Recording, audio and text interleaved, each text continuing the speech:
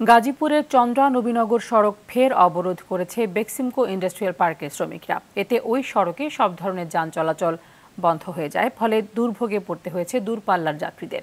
শ্রমিক অসন্তোষের কারণে আশপাশের কারখানা ছুটি ঘোষণা করা হয়। শ্রমিকরা জানিয়েছেন, গেল সপ্তাহে বকেয়া বেতনের দাবিতে তারা আন্দোলনে নামেন। পরে রোববার বেতন পরিশোধের আশ্বাস দিলে তারা অবরোধ তুলে নেন। কিন্তু নির্ধারিত সময়ে বেতন পরিশোধ না করায় তারা আবার সড়ক অবরোধ কর্মসূচি দিয়েছে। গাজীপুর শিল্প পুলিশের পরিদর্শক রাজীব হোসেন জানিয়েছেন, শ্রমিকদের অনেকেই বেতন পেলেও কিছু শ্রমিক এখনো পাননি। তাদের বুঝিয়ে সড়ক থেকে সরানোর চেষ্টা করা হচ্ছে।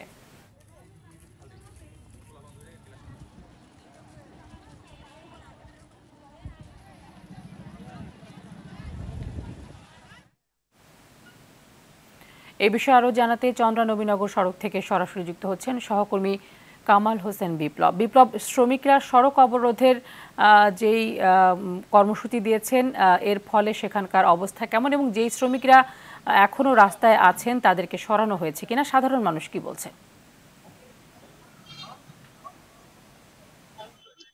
জি তানি, আপনি যেমনটি জানেন যে বিগত কয়েকদিন ধরে এই চক্রবর্তী এলাকায় যে বেক্সিমকো ইন্ডাস্ট্রিয়াল পার্কের যে শ্রমিক রয়েছে তারা বকেয়া বেতনের দাবিতে কিন্তু আন্দোলন করে যাচ্ছে।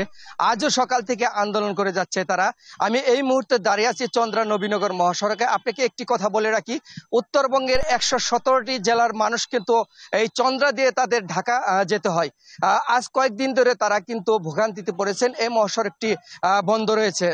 এখানে আমার পিছনে একটু দেখায় যে এই পিছনে কিন্তু মহাসড়কে একটি বাস ব্যারিকেড দিয়ে রেখেছেন এবং এখানে যে উত্তরবঙ্গের যে গাড়িগুলো আসছে, দূরপাল্লার গাড়িগুলো এসে তাদেরকে কিন্তু এই মহাসড়কে যে পুলিশ রয়েছে, হাইওয়ে পুলিশ, তারা কিন্তু এখান থেকে ঘুরিয়ে দিচ্ছে। যার ফলে কিন্তু এই মহাসড়কের যে যাত্রী রয়েছেন, দূরপাল্লার যে যাত্রী রয়েছেন, তারা কিন্তু চরম ভোগান্তিতে পড়েছেন।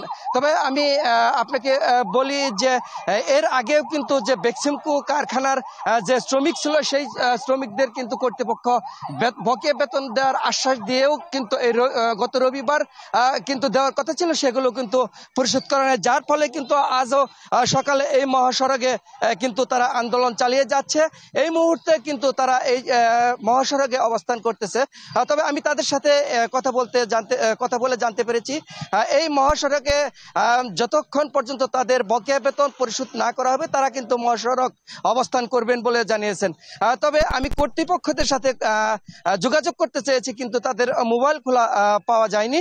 যার ফলে তাদের সম্বন্ধে বা বেতন কবে নাগাদ দিবে সেই খবর কিন্তু আমি জানতে পারিনি। তবে এই মহাসড়কের যে যাত্রীদের সাথে আমি কথা বলেছি, তারা কিন্তু সকাল থেকে যে মহাসড়কের এই মহাসড়কেই তারা কিন্তু অবস্থান করছেন। অনেক গাড়ি কিন্তু এখানে রয়ে গেছেন এবং যাত্রী সহ, এবং এই যাত্রীরা কিন্তু ভোগান্তিতে রয়েছেন। জি তানি, এই ছিল চন্দ্রা মহানগর মহাসড়কের যে শ্রমিক বিক্ষোভ আন্দোলন, সেই আন্দোলন থেকে সর্বশেষ খবর।